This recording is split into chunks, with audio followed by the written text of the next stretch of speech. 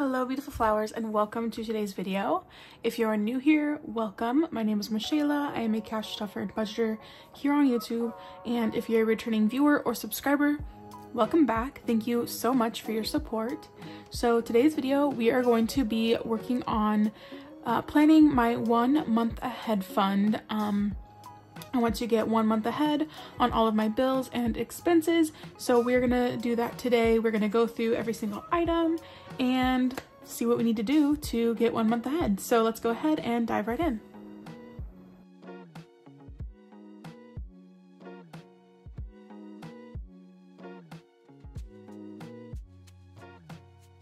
First things first, I feel like I have to apologize for the setup right now.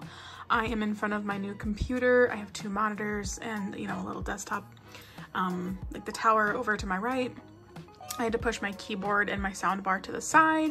So we're working with limited space. I do think I want to move my tower down. I have a shelf below my desk and I think I'm gonna move the tower down. That way I just have a little bit more room to work with so I can still film here.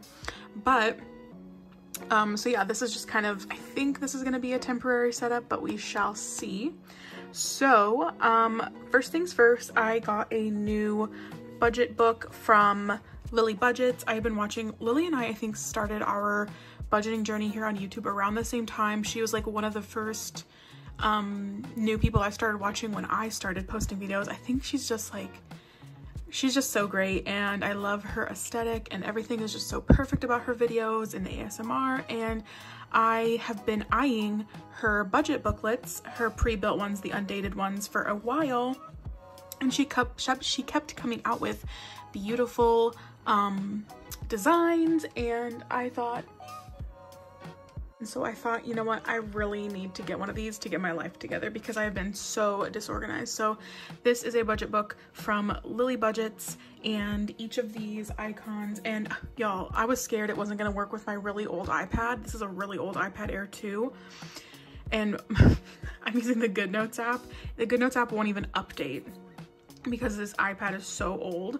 So y'all, no matter how old your iPad is, I swear you can use this as long as you already have the GoodNotes app. So I am just in love with it. So what I'm going to be using this for today is for the bills section, because these are just my bills for this month in particular. So I'm just going to base my month ahead budget off of these bills. So let's just dive right in, but I do want to show you a few things. It's so cute. It comes with this little oh my gosh, come on, Michaela. You know how to use this. As a calendar. Oh my gosh. Guys, I swear it's just my iPad. Weekly minimums, if you know what those are, then awesome. I do. I think I want to use them. I know Lily uses them. And then you have weeks 1 through 5. It's undated. You can do your sinking funds updates. You can do savings tracking, but yeah, I'm gonna use this for the bills, and I'm gonna prop my iPad up with this little old book that I used to keep envelopes in. So yeah, that's just gonna be off to the left for my reference, but I am going to be doing it, I'm gonna be calculating everything on just a notepad.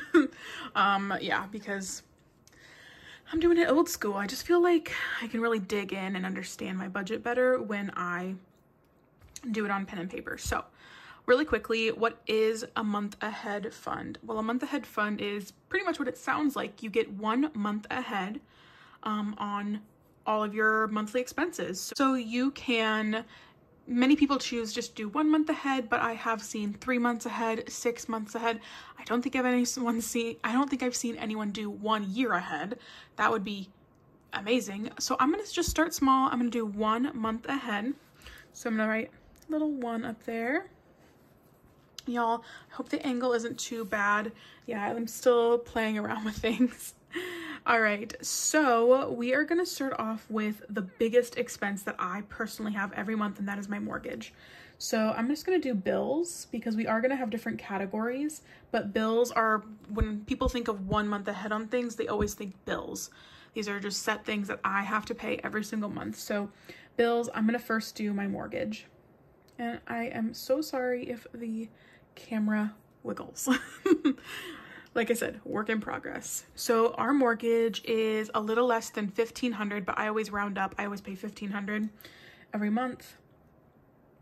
So that's $1,500 that we have to pay. So that's expected. So I need to be, and I actually am technically 1 month ahead on this. I did set aside an additional $1,500 before we started owing on our, before our mortgage bill, had to start paying it. But I want to do another month. I just kind of want to separate that and do, 1 month ahead, starting fresh. Okay, when I think of other important bills, and I'm just going to look at my bills tracker here, we think of gas and electricity. So I would say let's just go on to those, and I'm going to tick them off on my iPad here as we do them. So I'm going to start with electricity. And really, we've been in our house for a few months now, but really our bill has not stabilized. It's been so weird because we moved in during a hot month, and then it cooled off and we turned the heat on, and then now it's hot again and cool again. Iowa is just the absolute worst when it comes to these things. So let me just highlight, we've done mortgage, we're doing electricity. So our electric bill this month is $57 that we owe on the 21st. I want to say that it's probably going to run, I would err on the side of caution. Let's do $80. And the reason I'm going to do 80 is because it's a nice medium between what our bill was when we used a ton of electricity for our air conditioning, and then when we owe a lot less when we're using more of our gas. So I'm just going to do a happy medium there. All right, our gas, looks like our gas bill is $33.59 this month, and that is low. It's going to be much more during the winter months. So I'm going to say $50 for that. Just like we're rounding up, we're kind of getting in the middle of our highs and lows there. It's just that the ones you're looking at are particularly low, these examples for this month. Another big one we have is water. Now, our water in the city that we live in, we pay once every 2 months. So I'm just going to do our 2-month bill pretty much. So we'll be 2 months ahead technically on water, but that is totally fine. So we owe $150 on average for our water bill every 2 months. So it's like $75 a month. That's pretty decent, I feel like, for water. And we have great water in our city, so I'm happy about that. All right, so those are like the house things, I would say. Those are our home bills that we have to pay. And for our mortgage, our home insurance is included in that, and taxes. So we don't have to worry about that. As long as we hold our mortgage with the bank, our mortgage encompasses what we owe the bank on the house, our homeowner's insurance, and our taxes. So we are good there. All right, now I want to start moving on to other aspects of our lives. So I'm going to think about our cars. So we are both debt free as far as our cars go. So those are paid off. We don't have a car bill every month, luckily for now, but we do owe car insurance. We like to pay the 6-month premium. So our 6-month premium is going to be about $765. I know I have $764 there, but I want to kind of maybe let's do $764 because I think that's what it's going to be. And the bill hasn't come out yet because we just paid it like a month ago, or 2 months ago rather. So it's going to be a little while, but to be 1 month ahead, so we have, that's every 6 months is $764. So $764 divided by 6 is $127.33. So ideally we want to save $128. I'm just going to do $130. And call that good. Rounding up is a lot better, and that seems like so much. Like, I feel like I can get cheaper car insurance, but I swear I talked to our agent and she said that what we have is the cheapest we can afford, and we're really good drivers, so, or not the cheapest we can afford, the cheapest that they have, whatever. All right, so there's our car insurance premium. All right, other things, let's start doing our subscriptions. So I have an antivirus subscription and I use it on multiple computers, so it feels like it's really worth it for me. And that is once a year, so that's $138. So divide that by 12, that's $11.50. So we're gonna do $12 for that. So that is antivirus. And I think that's awesome, especially because I think I can use it on up to like five devices. So that's pretty good. All right, let's think about other things. So we have our Costco our Costco executive membership is $120. And that's divided by, you know, once a year. So that's $10 a month for Costco. Really, when you divide it up and think about that, like that's pretty good. Like a Costco $10 a month membership, to me, that seems pretty good. Our Sam's Club. Now I got the Sam's Club membership for $10 for the first year through a thing at work. So it's going to be $50 a year after that. So it is what it is. So that is $4.16. Let's do $5. I just have the base Sam's Club membership because I've looked into, you know, the bigger one, but I don't feel like it's worth it as much as the Costco one. I think if I need one or the other, you know, one executive membership per club. All right, Amazon Prime. We are going to start paying that yearly, and because I've been paying month by month for years now, and it's just like it's more cost effective to pay it yearly. So that's $139 per year. I'm just going to do $140 because there's probably taxes and stuff. So 140 divided by 12 is $11.66. I'm not going to call it Amazon. I'm going to call it Prime. Which, I mean, $11.66, so almost $12 a month. That's a lot cheaper than the, what, 16, 17 I've been paying. So yeah, I'll take that. All right, then we have our phone bill. We have Verizon. That is, okay. This month, it's going to be $286. It's the first month that we have with our new phone. So they have that like upgrade fee or something, but our bill will be on average $200 a month from now on. So I'm going to do 200. I don't even need to divide that. Phone is going to be $200 to be a month ahead. Oh my gosh. And that is so expensive. Like Verizon is so expensive, but it's so reliable. That's the part that sucks. All right. Then I do have an Audible subscription. I don't know if I'm going to keep it. I just have it right now for $8 a month. Or is it $8 a month? I think it is. I think I got it for like the first 3 months was like $5, and then now I'm going to start being charged the $8 a month. That's fine. All right, we have Disney Plus. That is going to be $8 as well. I'm doing this stuff pre-taxes because I don't want to think about it. We have our iCloud storage, and Zach and I each have the 99-cent one, so I'm going to do $2 for iCloud storage. I think it's like 50 gigabytes or something. I don't know. Then I have a Twitch subscription. There's like one person I watch on Twitch, and that is $5.34, so I'm just going to round it up to $6. Oh, and how can I forget? Well, let's do internet last. Spotify. I have to have Spotify because my job is a desk job and I don't have to really talk to people that much. I just kind of like do my work, do my thing. So I need Spotify to listen to music. So I'm just gonna say that's $11. I like to work with these more round numbers. It just makes my brain a lot happier.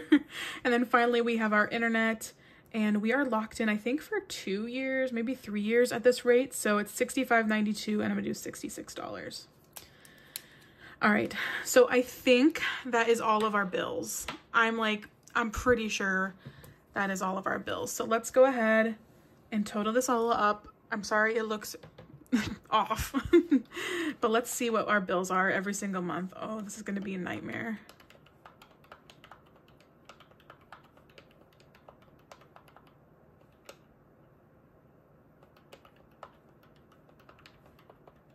Oh my gosh, $2,250. I have not seen that before. I have not like calculated how much I have spent on everything. That is so much money. And that's without a car payment. And that's without, like, if we had a child, that's without childcare. Okay. Maybe I need to look on getting some cheaper options for some things. Okay, so those are just bills. And then the only other thing that I want to stuff 1 month ahead is just my expenses in my cash envelope. So like we would have enough for our weekly groceries, gas, some spending money, a little bit of eating out money. So those are the two things I want in my month ahead fund, are bills and just cash expenses. So I can actually turn off this bill tracker. I don't need this anymore. I'm gonna get this guy out of here too. So that was just helping prop up my iPad so it wasn't so glary. Okay, so let's go ahead and do our cash envelopes. So these are the envelopes that I put in my wallet. So we have groceries, we have gas, we have dining out, and we have spending money. Because even, while you're planning for your month ahead, you have to think about your casual spending that you're doing.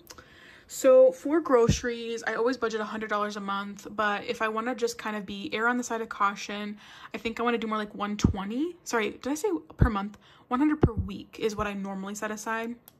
To err on the side of caution, I think I'm going to do $120 per week. So if we have 4 weeks in 1 month, although I know some months have 5, we're just going to do 4. So 120 times 4 is $480.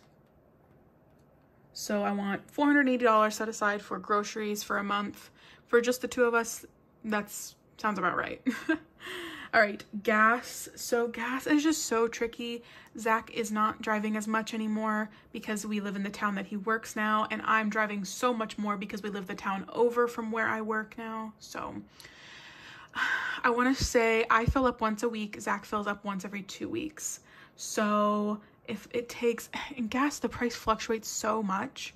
I think I just want to do $100 a week for gas. So that's going to be $400. And that is erring on the side of caution. That's putting a little bit more in there than we probably spend. Dining out. So I think I want to do about $60 a week for this. That way it could be either a few times eating out, like 2 nights eating out fast food, or 1 night going to a sit-down restaurant like on a weekend for a date night. So I think I'm gonna do $60. So 60 times 4 is $240.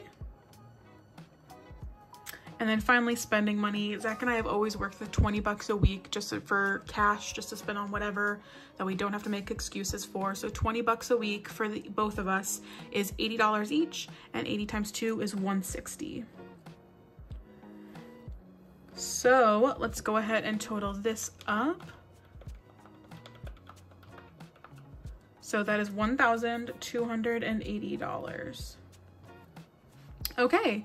So basically, bills plus cash envelopes, that's gonna be how much we need to put in our month ahead fund. So we have $2,250 and $1,280, and that is $3,530. So that's how much I need to be 1 month ahead on all of my bills and all of my cash envelopes. That is a hefty amount. That is really daunting. So I do have a 1 month ahead envelope in my savings binder here. I had all of my envelopes in my savings binder were made by Davina C, and as well as this cover. So I say all of my envelopes besides my rollover ones. So here is my month ahead envelope. It is waiting to be used. I love these, by the way. They're all there's like a Barbie lettering. It's so cute. Okay. Get over it, Michaela.